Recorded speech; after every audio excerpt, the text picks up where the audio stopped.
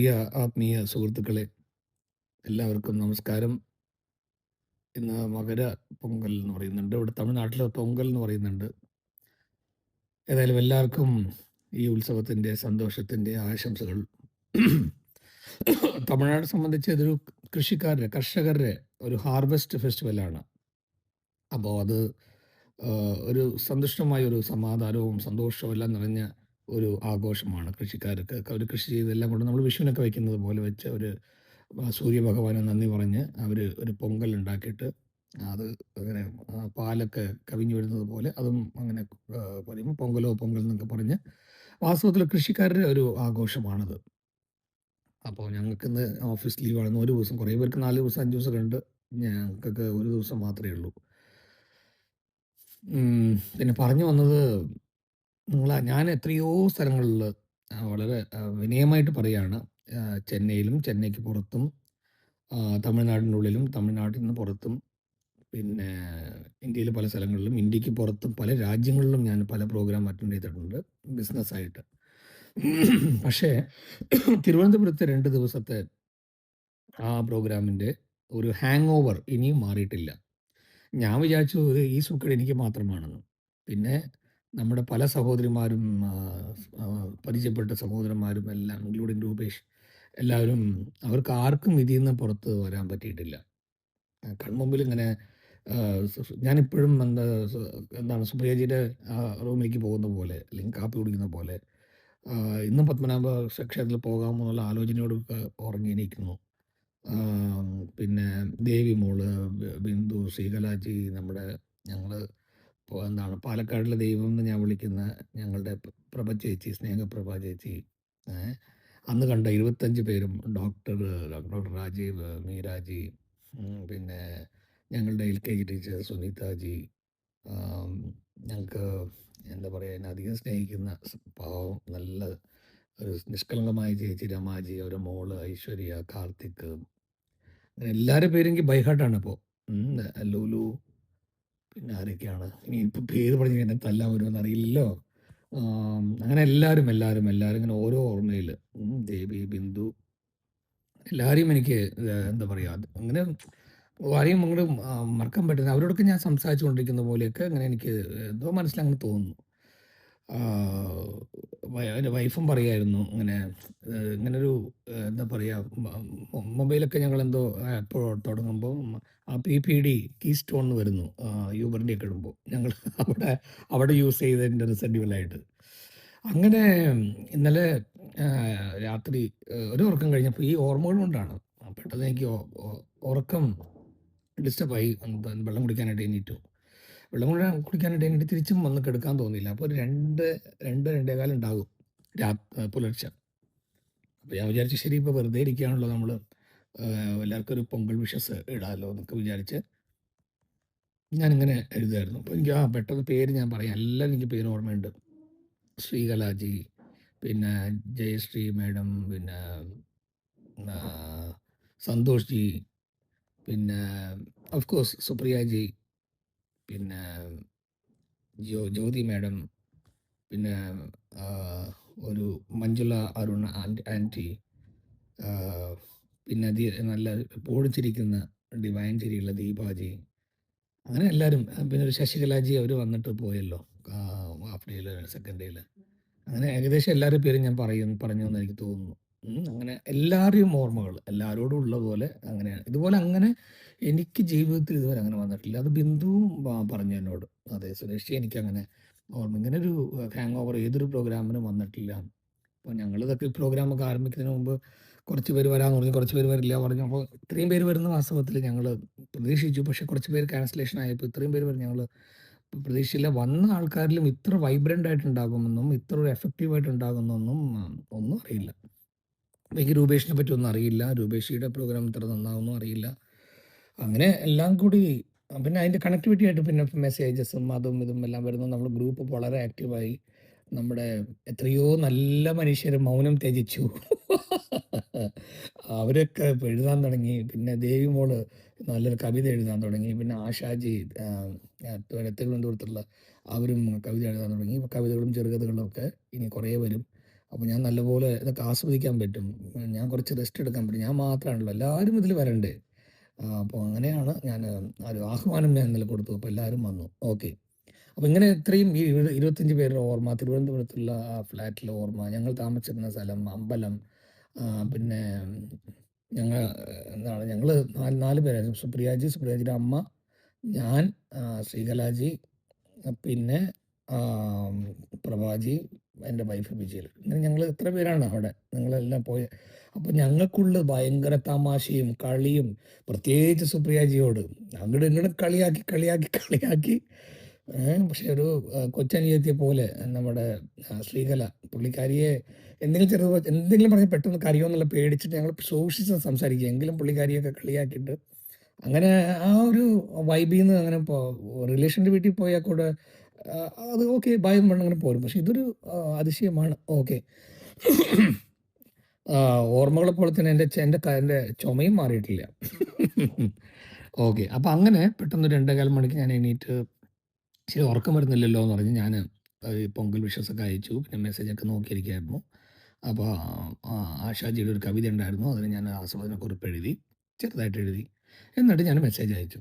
അപ്പോൾ ദാ എനിക്കൊരു വലിയ ലോങ് മെസ്സേജ് റിപ്ലൈ വരുന്നു. ഡോക്ടർ ടോമി എന്ന് പറഞ്ഞ എൻ്റെ ഒരു സുഹൃത്തിൽ നിന്ന് എന്നെ ചീത്ത പറഞ്ഞ്, അതൊരു ഡോക്ടറിൻ്റെ ലവ് ലെറ്റർ എന്നാണ്, ഭയങ്കര ഉപദേശങ്ങളും എല്ലാമായിട്ട്. എന്താണ് മെസ്സേജ് എന്ന് വെച്ചാൽ, ഞാൻ സുരേഷിനെ എത്രത്തോളം സ്നേഹിക്കുന്നുണ്ട്, ഇങ്ങനെ രാത്രി ഉറക്കമില്ലാതിരിക്കാമോ, തിരിച്ചിങ്ങനെ ഉറങ്ങാതിരിക്കുന്ന എന്താണ്, നല്ലപോലെ രാത്രിയൊക്കെ ഉറങ്ങണ്ടേ, പകൽ ജോലിക്ക് പോകേണ്ടതല്ലേ, ഉറക്കമില്ലെങ്കിൽ എന്തെല്ലാം നടക്കും എന്നുള്ള സയൻറ്റിഫിക്കായിട്ട് എന്തെല്ലാം കെമിക്കൽസ് നഷ്ടമാകും നെർവ് സിസ്റ്റത്തിന്, അത് എത്ര ബാധകമാകും, റിപ്പയറിങ് സിസ്റ്റം ബോഡിയുടെ ഉറക്കമില്ലെങ്കിൽ എന്തെല്ലാം ആകും എന്ന് പറഞ്ഞ് പൊതിര ചീത്ത തന്നെ, ലോങ് മെസ്സേജ്.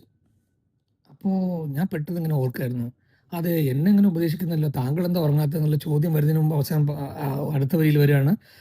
ഞാൻ ബാംഗ്ലൂരിൽ നിന്ന് ഞാൻ കാറിൽ കേരളത്തിലേക്ക് പോയിക്കൊണ്ടിരിക്കുകയാണ്. എൻ്റെ ഡ്രൈവർ ഉറങ്ങാതിരിക്കാൻ വേണ്ടിയിട്ട് ഞാൻ കമ്പനി കൊടുത്തുകൊണ്ടിരിക്കുകയാണ്, അതുകൊണ്ടാണ് മെസ്സേജ് കണ്ടതെന്ന് പറഞ്ഞു. അപ്പോൾ ആ ചോദ്യം ചോദിക്കാനായിട്ട് നമുക്ക് ഓപ്ഷൻ ഇല്ലാതെ പോയി. പക്ഷേ ഞാൻ ഉടനെ റിപ്ലൈ അയച്ചു, ചില മനുഷ്യരുടെ ചീത്ത കൊള്ളുന്നതും ഉപദേശം കൊള്ളുന്നതും എന്തൊരു സുഖമാണെന്നറിയോ, അതൊക്കെ ഇല്ലാതെ പോകുമ്പോഴാണ് അതിൻ്റെ മിസ്സിങ് അറിയുന്നത്. എന്നെ എപ്പോഴും ഉപദേശിച്ചുകൊണ്ടിരിക്കുക എൻ്റെ അമ്മ. ഞാൻ സിനിമ കാണാം, വെറുതെ സിനിമ കണ്ടുകൊണ്ടിരിക്കുക, നല്ല എത്ര പുസ്തകങ്ങൾ, ലക്ഷക്കണക്കിന് രൂപ ചെലവ് ചെയ്തിട്ട് പുസ്തകങ്ങൾ വാങ്ങിച്ച് വെച്ചിരിക്കുക, എല്ലാം വെറുതെ എൻ്റെ അടുത്തും പുസ്തകം ഉണ്ടെന്ന് പറഞ്ഞിട്ടാണ് വാങ്ങിച്ചത്. അതൊക്കെ ഒന്ന് തൊട്ട് നോക്കിക്കൂടെ മോനെ, ഒന്ന് വായിച്ചുകൂടെ. എപ്പോഴാണ് പറയണത്, ഞാൻ ജോലിക്കൊക്കെ പോയി സെറ്റിലായതിനു ശേഷം. പഠിക്കുന്ന കാലത്തും അങ്ങനെയാണ് അമ്മ. അതുപോലെ തന്നെ ലൈറ്റ് ഞാൻ ബാത്റൂമിൽ നിന്ന് ലൈറ്റ് ഓഫ് ചെയ്യില്ല. സോറി, ഞാൻ ഇടയ്ക്കിടയ്ക്ക് ചുമക്കുന്നു അല്ലേ. അപ്പോൾ ലൈറ്റ് എന്താ ഓഫ് ചെയ്യാത്ത മോനെ, കറണ്ട് ആകില്ലേ മോനെ, ഓഫ് ചെയ്യും. അങ്ങനെ എപ്പോഴും എന്നെ ശകാരിക്കും, എപ്പോഴും ഉപദേശിക്കും. പക്ഷെ അതില്ലാതെ പോകുന്ന സമയത്ത് ഏതെങ്കിലും വീട്ടിൽ പോകുമ്പോൾ അവരുടെ അമ്മ, എൻ്റെ സുഹൃത്തുക്കളുടെ അമ്മ ഒക്കെ അവരെ അങ്ങനെ ഉപദേശിക്കുന്ന സമയത്തൊക്കെ എനിക്ക് തോന്നും, അയ്യോ എൻ്റെ അമ്മ ഇപ്പോൾ എൻ്റെ കൂടെ ഇല്ലല്ലോ എന്ന്. ചിലരുടെ ഉപദേശങ്ങളും ചിലരുടെ ചീത്തയും അതൊക്കെ ആ സമയത്തൊക്കെ നമുക്കങ്ങനെ തോന്നും. പക്ഷേ അത് എന്താ പറയുക, അതില്ലാത്ത സമയത്ത് അതിൻ്റെ ഒരു വിഷമം ഉണ്ടാവും. ഞാൻ ഇങ്ങനെ പറഞ്ഞുകൊണ്ടിരിക്കുകയായിരുന്നു ഈ ഒരു ഫീലിങ്. അപ്പോൾ എൻ്റെ വൈഫ് പറയായിരുന്നു, അപ്പോൾ നിങ്ങൾ ദിവസം മെസ്സേജ് ഇട്ടിരുന്നു, ഇപ്പോൾ ഇനി മെസ്സേജ് ഇടില്ല, 31-ാം തീയതി ശേഷം ഇടില്ല എന്നൊക്കെ പറഞ്ഞാൽ, അതുകൊണ്ടല്ലേ ഭഗവതി ചേച്ചി ഇപ്പോൾ വളരെ വിഷമിച്ചത്. അപ്പോൾ അത് നിങ്ങളൊന്ന് ആലോചിക്കൂ. പക്ഷെ നിങ്ങളും ഉറങ്ങണം. ഞാൻ പറയും, പകലിൽ ഓഫീസിൽ എങ്ങനെയാണ് ഇതൊക്കെ ചെയ്യാൻ പറ്റുക, സമയം കിട്ടിയാലും ഓക്കെ. ഞാൻ സമയം കിട്ടുമ്പോൾ ചിലപ്പോൾ 3 മണിക്ക് മെഡിറ്റേഷൻ കൂടി ഞാൻ കയറാറുണ്ട്. പക്ഷേ ഓഫീസിലാണല്ലോ അത് ഇന്നലെ ഞാൻ മെഡിറ്റേഷനിൽ കയറി ഓഫീസിൽ. ആരും ഇല്ലെങ്കിൽ, കുറച്ച് ഫ്രീ ആണെങ്കിൽ, ബിസി ആയ അല്ലെങ്കിൽ മീറ്റിങ്സ് ഇല്ലെങ്കിൽ. അപ്പോൾ ഞാനാണ് ഇന്നലെ ഗൈഡഡ് മെഡിറ്റേഷൻ നടത്തിയത്. എല്ലാവർക്കും ഇഷ്ടപ്പെട്ടു. അതിനിടെ ഇതുപോലെ ചുമയുണ്ടായിരുന്നു. അപ്പോൾ ഡോക്ടർക്ക് പോകണമെന്ന് തോന്നുന്നു, അല്ലാണ്ട് വഴിയില്ല. അപ്പോൾ സുപ്രിയാജി ചില ഉപദേശങ്ങൾ പറഞ്ഞിട്ടുണ്ട്. ദിവസം പറ്റിയില്ലെങ്കിലും ആഴ്ചയിൽ 1-2 പ്രാവശ്യം അത് ഒന്ന് ചെയ്യൂ എന്നൊക്കെ. അതൊരു ഗുഡ് ന്യൂസ് ആയിട്ട്, നിങ്ങൾക്കെല്ലാവരും ഗുഡ് ന്യൂസ് ആയിരിക്കും എന്നുള്ള പ്രതീക്ഷയോട് ഞാൻ പറയുകയാണ് ഗുഡ് ന്യൂസ് എന്ന്. ആയിട്ട് ഞാൻ ഇന്ന് പൊങ്കൽ ദിവസമായിട്ട് അറിയിക്കുകയാണ്. ഞാൻ ആഴ്ചയ്ക്ക് 1-2 പ്രാവശ്യം ഞാൻ ഒരു കഥയും അതിൻ്റെ മൂല്യങ്ങളും ഇങ്ങനത്തെ നല്ല മെസ്സേജൊക്കെ ഞാൻ പറയുന്നതായിരിക്കും. ഓക്കെ. ഈ ടോമി ബ്രദർ എന്നാണ് ഞാൻ വിളിക്കുക അദ്ദേഹത്തിന്. ആരാണ് ഈ ടോമി ബ്രദർ? ഞാനൊരു കോളേജിൽ വലിയൊരു സീനിയർ പൊസിഷനിൽ ഞാൻ വർക്ക് ചെയ്യുമായിരുന്നു. അവിടെ ഒരു ഇൻവെസ്റ്റേഴ്സ് മീറ്റിംഗ് വന്നപ്പോൾ ഈ ടോമി എന്ന് പറഞ്ഞ ആൾ വരുന്നുണ്ട്, US നിന്നാണ് വരുന്നത്. പറഞ്ഞിട്ട് എല്ലാവരും ഈ ടോമി ബ്രദറിനെ പറ്റി എല്ലാവരും നല്ലതാണ് പറയുന്നത്. അങ്ങനെ അവിടെ വന്ന ആരെപ്പറ്റിയും ആരും ഇത്രത്തോളം പ്രശംസിച്ചിട്ട് സംസാരിച്ചിട്ടില്ല. അപ്പോൾ ഇത് ഇയാൾ ആരാടാ? ഇത്രയും നല്ല മനുഷ്യൻ എന്നൊക്കെ പറയുന്നുണ്ടല്ലോ. അന്ന് മീറ്റിങ്ങിന് വന്നപ്പോൾ ഞാൻ വിളിച്ചു. ഞാൻ ബ്രദർ നിങ്ങളോട് സംസാരിക്കണം. എന്താണ്? ഇവിടെ വന്ന ആൾക്കാരിൽ ഏറ്റവും നല്ല മനുഷ്യൻ നിങ്ങളാണോ? പുള്ളിച്ചേറി ചിരിച്ചു. അതെന്താ അങ്ങനെ ചോദിക്കുന്നത് സുരേഷേ? അല്ല എല്ലാവരും ഇങ്ങനെ പറയുന്നുണ്ട്. അപ്പോൾ എനിക്ക് നിങ്ങളെ പറ്റി അറിയണം. നിങ്ങളെങ്ങനെയാണ് നല്ല മനുഷ്യനായത്? ഇത് 10, 15, 18 കൊല്ലങ്ങൾക്ക് മുമ്പാണ്.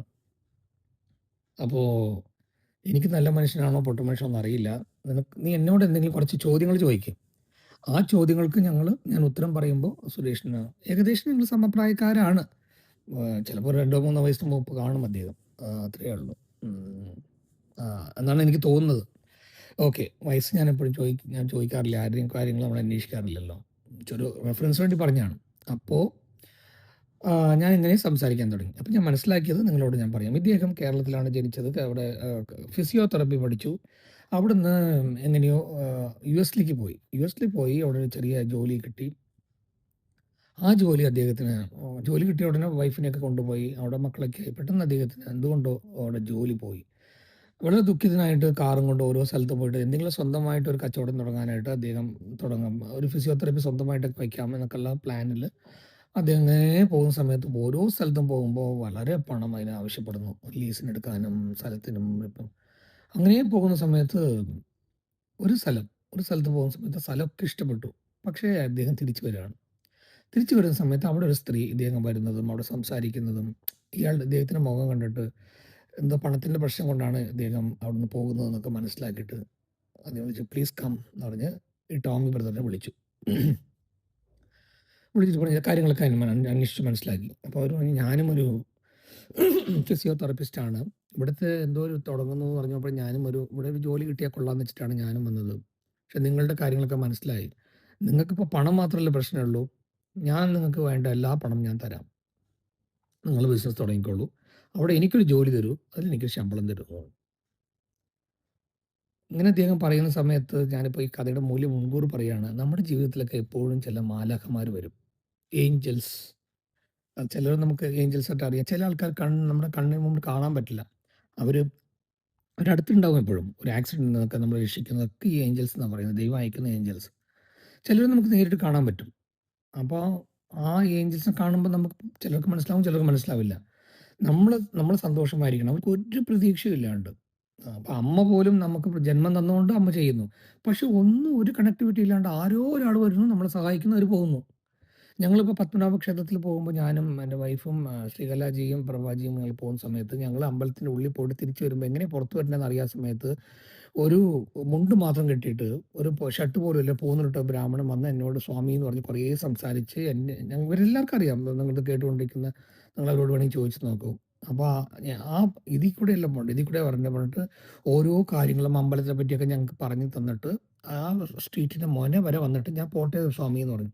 അപ്പോൾ ഞാൻ വിചാരിച്ചു എന്തെങ്കിലും പണത്തിന് വേണ്ടിയിട്ടാണോ? ഞാൻ പറഞ്ഞു ഇങ്ങനെ ഞാൻ അപ്പോൾ ഹോട്ടൽ എവിടെയാണെന്ന് ചോദിച്ചപ്പോൾ ആ ഹോട്ടലും വരെ അവിടെ പോയിട്ട് കഴിക്കും. ഹോട്ടലും കാണിച്ചു തന്നു. അതിനുശേഷം ഞാൻ നമുക്ക് കഴിക്കാം. അയ്യോ എനിക്കൊന്നും വേണ്ട. അപ്പോൾ ഞാൻ കാശ് വല്ലതും എടുക്കാനിങ്ങനെ പോകുന്നപ്പോൾ അയ്യോ അതൊന്നും വേണ്ട സ്വാമി, നിങ്ങൾ കണ്ടപ്പോൾ എന്തോ എനിക്ക് അങ്ങനെ തോന്നി കൊണ്ട് ഒരു പോയി. ദൂരധികം നടന്നു വന്നത് അദ്ദേഹം. വയസ്സ് ചോദിച്ചപ്പോൾ 75 വയസ്സ്. അത് കൃഷ്ണനായിരിക്കാം, അത് ഏഞ്ചലായിരിക്കാം, അല്ല സാധാരണ മനുഷ്യനുമായിരിക്കാം. പക്ഷേ ചില ജീവിതത്തിൽ എല്ലാവർക്കും അങ്ങനെ ഒരു അനുഭവങ്ങൾ വരും. അങ്ങനെ ഇദ്ദേഹത്തിന് കിട്ടിയ ഒരു ഏഞ്ചലാണ് ഈ സ്ത്രീ. വളരെ പരസ്പരം ബഹുമാനം. അവർ അദ്ദേഹത്തിൻ്റെ ഭാര്യയും മക്കളെയൊക്കെ അവർ വന്ന് കണ്ട് നല്ല സൗഹൃദമായിട്ട് എല്ലാം. അങ്ങനെ ഇദ്ദേഹം അവിടെ ഫിസിയോതെറാപ്പി ആരംഭിച്ച് ഇദ്ദേഹത്തിൻ്റെ നല്ല മനസ്സിന് അവിടെ 1, 2, 3, 4 ക്ലിനിക്ക് തുടങ്ങി. അവിടെ വരുന്ന ആൾക്കാർക്കൊക്കെ വേദന മാറുന്നു, ട്രീറ്റ്മെൻറ്റ് നന്നായിരിക്കുന്നു. ഉള്ള ആൾക്കാരൊക്കെ പ്രൊഫഷണലാണ്. വല്ല ഫോറിനേഴ്സിനെയാണ് അദ്ദേഹം അക്കൗണ്ട്സിലൊക്കെ വെച്ചത്, ജോലിക്ക് വെച്ചതൊക്കെ. അങ്ങനെ വളരെ ഗംഭീരമായിട്ട് വളർന്നു. പക്ഷേ കുറേ പണം വന്നു.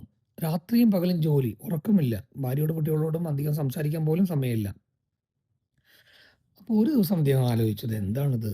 എന്താണ് ജീവിതം? ഇങ്ങനെ പണം സമ്പാദിക്കുന്നത് മാത്രമാണോ ജീവിതം? നമ്മൾ ഈ വിശക്കുന്ന ഇന്നൊരാൾ, അസുഖമുള്ള ഇന്നൊരാളൊക്കെ ആരാണ്? അവരൊക്കെ എൻ്റെ സഹോദരന്മാരല്ലേ? അവർക്കൊക്കെ ഞാൻ എന്തെങ്കിലും ചെയ്യേണ്ടതെന്ന് പറഞ്ഞ് എന്തോ ഒരു ഡിസ്റ്റർബൻസ്, ഒരു ഡിവൈൻ ഡിസ്റ്റർബൻസ് ടോമി ബ്രദറിനെ അറ്റാക്ക് ചെയ്തു. ആ സമയം നോക്കി ഒരു വലിയ കമ്പനിക്കാർ ഇദ്ദേഹത്തിന് ഓഫർ കൊടുത്തു. നിങ്ങളുടെ ബിസിനസ് മുഴുവനും ഞങ്ങൾ വാങ്ങിക്കാം, ഇത്ര പണം തരാം. അതുമാത്രമല്ല നിങ്ങൾ ഇനി ഒരു 20 കൊല്ലം നിങ്ങൾ ഈ കച്ചവടം നിങ്ങൾ നടത്തുകയാണെങ്കിൽ നിങ്ങൾക്ക് എന്ത് ലാഭം വരുമോ അത് ഞങ്ങൾ നിങ്ങൾക്ക് തരാം. അതല്ലാണ്ട് മാസമായി കഴിഞ്ഞാൽ നിങ്ങൾ ഇടയ്ക്ക് ഞങ്ങൾ വന്ന് ഞങ്ങളുടെ അഡ്മിനിസ്ട്രേഷൻ ഒക്കെ നന്നായിട്ടുണ്ടോ എന്ന് നോക്കിയിട്ട് നിങ്ങളൊരു കൺസൾട്ടൻ്റ് ആയിട്ട് വരികണം. അത് ഞാൻ മാസമായ പണം തരാം. അപ്പോൾ പുള്ളിക്കാരൻ പറഞ്ഞു, "അല്ല, ഇതൊക്കെ കിട്ടിക്കഴിഞ്ഞാൽ ഞാൻ ഇന്ത്യയിൽ പോയി സെറ്റിലാകും. എനിക്ക് പ്രത്യേകിച്ച് തമിഴ്നാട്ടിൽ കുറേ എയ്ഡ്സ് ബാധിച്ച കുട്ടികളുണ്ട്. പിന്നെ SC STയിലുള്ള കുട്ടികൾ, കുറേ കഷ്ടപ്പെടുന്ന കുട്ടികൾ, അവർക്ക് ഗവൺമെൻറ്റിൽ നിന്ന് കിട്ടേണ്ട പണം കിട്ടുന്നില്ല. അത് ഗവൺമെൻറ്റിൽ എന്തോ ഇടയ്ക്ക് അത് കാണാതെ പോകുന്നുണ്ട്. അതിനൊക്കെ സഹായിക്കണം. എനിക്ക് ഓർഫനേജിൽ പോയി നോക്കണം. കുറേ ഓൾഡ് ഏജ് ഹോമിൽ പണം ചെലവ് ചെയ്യണം. അതൊക്കെയാണ് എൻ്റെ ആഗ്രഹം. എല്ലാം നിങ്ങൾക്ക് നടക്കാം. ഞങ്ങൾ എപ്പോൾ വിളിക്കുന്നോ നിങ്ങൾ വരൂ. നിങ്ങൾക്ക് ഇപ്പോൾ അമേരിക്കൻ സിറ്റിസനാണ്, എപ്പോൾ വേണമെങ്കിൽ നിങ്ങൾക്ക് വരാം. ഒരു 2 മാസം 3 മാസം കൂടുമ്പോൾ വന്ന് ഞങ്ങളുടെ ബിസിനസ്സൊക്കെ നന്നായിട്ടുണ്ടോ എന്ന് പറഞ്ഞ് നോക്കണം. പക്ഷേ നിങ്ങൾക്ക് മാസം മാസം പണം തരും." അങ്ങനെ അദ്ദേഹം ഇവിടെ തമിഴ്നാട്ടിലേക്ക് വന്ന് അവിടെ ഒരു മലപ്രദേശത്തിൻ്റെ അടുത്തുള്ള ഒരു സ്ഥലത്ത് വലിയ വീടെടുത്തു. ഇനിയൊരു മലയുടെ മേലെ തന്നെ വീടെടുത്തു. അവിടെയുള്ള SC ST കുട്ടികളൊക്കെ പോയി കണ്ട് അവർക്ക് ഡ്രസ്സ്, അവർക്ക് ആഹാരം, അവരൊക്കെ പുതിയ കിച്ചൺ ഉണ്ടാക്കി കൊടുത്തു. എല്ലാം ഗവൺമെൻറ് ചെയ്യേണ്ടതൊക്കെ അദ്ദേഹം ചെയ്തു. പിന്നെ പ്രത്യേകിച്ച് ഒരു അസോസിയേഷൻ മാതിരി ഒന്ന് കുറച്ച് ഫ്രണ്ട്സോട് കൂടി ട്രസ്റ്റ് എങ്ങാണ്ട് ആരംഭിച്ചിട്ട് എയ്ഡ്സ് ബാധിച്ച കുഞ്ഞുങ്ങളെയൊക്കെ പോയി അവർക്കൊക്കെ മരുന്ന് കൊടുത്ത്, അവരെയൊക്കെ തൊട്ട് തലോടി, സഹോദരിമാരെയൊക്കെ കെട്ടിപ്പിടിച്ച് അവർക്കൊക്കെ സ്നേഹം കൊടുത്ത്, അങ്ങനെ അവിടെയുള്ള ആ സ്ഥലം പറയുന്നതിൽ തെറ്റില്ല, വെല്ലൂർ ഏരിയയിൽ, പിന്നെ അതിന് മേലുള്ള അടുത്ത മലയിൽ അവിടെയുള്ള 2-3 മലകൾക്ക് മേലുള്ള പ്രദേശത്തിലെ ജനങ്ങൾക്ക് എല്ലാവർക്കും, അവിടുത്തെ രാഷ്ട്രീയക്കാർക്ക് എല്ലാവർക്കും ഇദ്ദേഹത്തിനെ ഓടി വന്ന് കാലിൽ വീഴുന്ന അങ്ങനൊരു മനസ്സുള്ളൊരു മനുഷ്യനായി അദ്ദേഹം മാറി. അതിനുശേഷം അപ്പോൾ ഇദ്ദേഹം ഉള്ളിൻ്റെ ഉള്ളിൽ ആഗ്രഹം ഉണ്ടായിരുന്നു, നമുക്കൊരു ഡോക്ടറായാൽ കൊള്ളാമെന്ന്. ചെറുപ്പത്തിൽ, പക്ഷെ പറ്റിയില്ല. ഫിസിയോതെറാപ്പിയാണ് അദ്ദേഹം പഠിച്ചത്. അവിടെ വെല്ലൂരിലുള്ള എല്ലാവർക്കും അറിയാം അദ്ദേഹത്തിന്. അപ്പോൾ വെല്ലൂർ ഹോസ്പിറ്റലിലുള്ള ടോപ്പ് മോസ്റ്റ് പീപ്പിളൊക്കെ അറിയാം. അപ്പോൾ ടോമി ഒരു എക്സാം എഴുതുന്നു നോക്കിയപ്പോൾ പുള്ളിക്കാരന് എല്ലാ സയൻസൊക്കെ അറിയാമല്ലോ. എക്സാം എഴുതി പാസ്സായി. എന്നിട്ട് പുള്ളിക്കാരൻ പോണ്ടിച്ചേരിയിലോ വെല്ലൂരിലോ എങ്ങാണ്ട് പഠിച്ചു. MBBS പഠിച്ചു, ഡോക്ടറായി. അപ്പോഴേക്കും മക്കളൊക്കെ നന്നായി വളർന്നു. അവർ ഇവിടെയും വീടുണ്ട്, അല്ലാണ്ട് നാട്ടിൽ കേരളത്തിൽ ഒരു ഹോസ്പിറ്റലിൽ വലിയൊരു പോസ്റ്റിൽ വലിയ സീനിയർ ഡോക്ടറായിട്ട് അപ്പോയിൻ്റായി.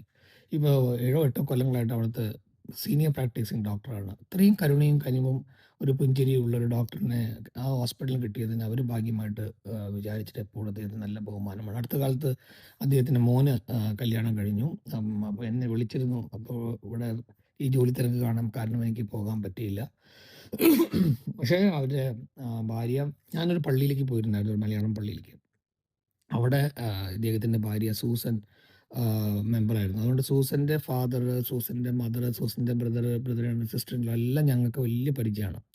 അപ്പോൾ ഞാനൊരു ഹിന്ദു ആണെങ്കിലും പള്ളിയിലേക്കൊക്കെ പോകുമ്പോൾ എനിക്ക് എൻ്റെ വിശ്വാസവും എല്ലാം പഠിക്കാനുള്ള അതൊക്കെ കാണുമ്പോൾ അവർക്കൊക്കെ എല്ലാവർക്കും പള്ളിയിൽ എന്നെ വളരെ ഇഷ്ടമാണ്. അപ്പോൾ സുരേഷിൻ്റെ ഫ്രണ്ടാണെന്നൊക്കെ പറഞ്ഞിട്ട് അവരുടെ ഇൻലോസ് ഒക്കെ എന്നെ കാണുമ്പോഴൊക്കെ നന്നായി സംസാരിക്കും. അപ്പോൾ സൂസന് എൻ്റെ ചേട്ടനല്ലേ പറഞ്ഞിട്ട് വളരെ സന്തോഷമാണ്. എൻ്റെ ചേട്ടൻ എന്നെ വന്ന് കാണാൻ വന്നു എന്നൊക്കെ പറഞ്ഞ് അങ്ങനെ എപ്പോഴും ഇവിടെ ചെന്നൈക്ക് വരുമ്പോൾ ഞങ്ങൾ കാണാനായിട്ട് ശ്രമിക്കും. ഇവിടെ വന്ന് എന്നെ കൊണ്ടുപോകും. സുരേഷ് വാ, പുറപ്പെടും. ഇവിടെ ഒരു കാര്യം കൂടി പറയട്ടെ, അവർ വീട്ടിലേക്ക് ഞാൻ ആദ്യം പോകുമ്പോൾ ഞങ്ങളിങ്ങനെ പരിചയപ്പെടും. ഇൻ്റർവ്യൂ ഒക്കെ കഴിഞ്ഞ് പുള്ളിക്കാരനെ മനസ്സിലാക്കി. അപ്പോൾ എന്നെ പുള്ളിയുടെ തമിഴ്നാട്ടിലെ അദ്ദേഹത്തിൻ്റെ വീട്ടിലേക്ക് വിളിച്ചു.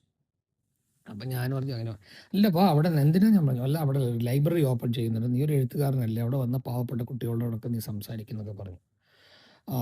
ബുക്കൊക്കെ റിലീസ് ചെയ്യാം, ഓൾഡ് ഏജ് ആകുമ്പോൾ ഓർഫനേജിലൊക്കെ പോയി അവിടുത്തെ ഹോസ്റ്റൽ കുട്ടികളോടൊക്കെ നീ സംസാരിക്കും, തമിഴ് നന്നായിട്ട് അറിയാമല്ലോ എന്നൊക്കെ പറഞ്ഞ് എന്നെ കൊണ്ടുപോയി. അപ്പോൾ എൻ്റെ കൂടെ 2-3 ദിവസമൊക്കെ ആയതുകൊണ്ട് എൻ്റെ കൂടെ എൻ്റെ വൈഫും വന്നു. ഞങ്ങൾ രണ്ടുപേരും കൂടെ പോയി. അവിടെ പോയിട്ട് ആ ഫോട്ടോസൊക്കെ ഉണ്ട്, ഞാൻ നിങ്ങൾക്ക് അയക്കാം. അല്ലെങ്കിൽ ആ കുഞ്ഞുങ്ങളോടൊക്കെ എന്നോട് സംസാരിക്കാൻ പറഞ്ഞപ്പോൾ ഇദ്ദേഹത്തിന് എന്തൊരു സ്നേഹമാണ് അവിടെ എല്ലാ ആൾക്കാർക്കും. അപ്പോൾ ഞാൻ സൂസനോട് പറഞ്ഞു, സൂസൻ തരും, പുള്ളിക്കാരൻ സാധാരണ